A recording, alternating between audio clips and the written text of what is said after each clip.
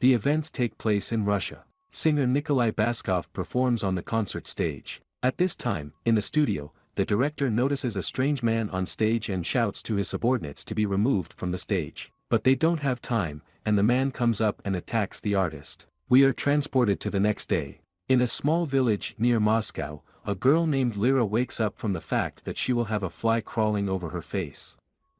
She gets up, makes coffee and drinks it on the porch of her house. A black column of smoke can be seen in the distance. A neighbor looks out from the neighboring plot, who asks if they have a light in the house. Lyra replies that she doesn't. A neighbor asks when they plan to return to Moscow. The girl replies that today, because tomorrow the children have to go to school. Suddenly, the neighbor falls screaming. Lyra goes to the fence, gets up and sees the neighbor's husband eating her face.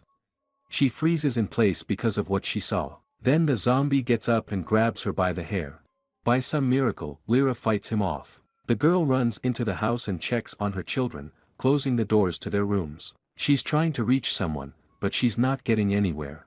Lyra goes to the stairs and runs into a zombie neighbor who reaches out to bite her.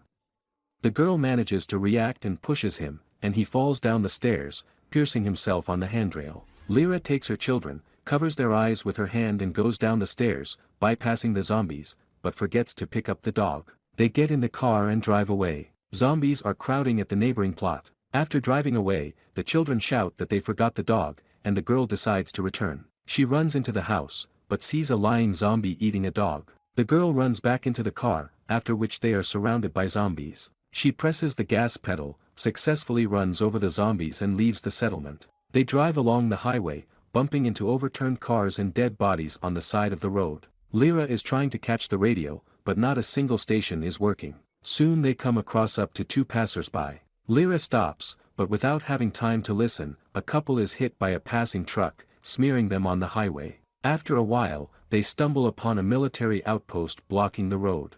The military explains to her that Moscow is closed for quarantine and they cannot pass. They notice a zombie, which is immediately killed by a cannon. When the military turns his back, Lyra presses the gas pedal and tries to break through, but the military shoots at them and thereby the car skids and they fall off the bridge. They manage to swim ashore.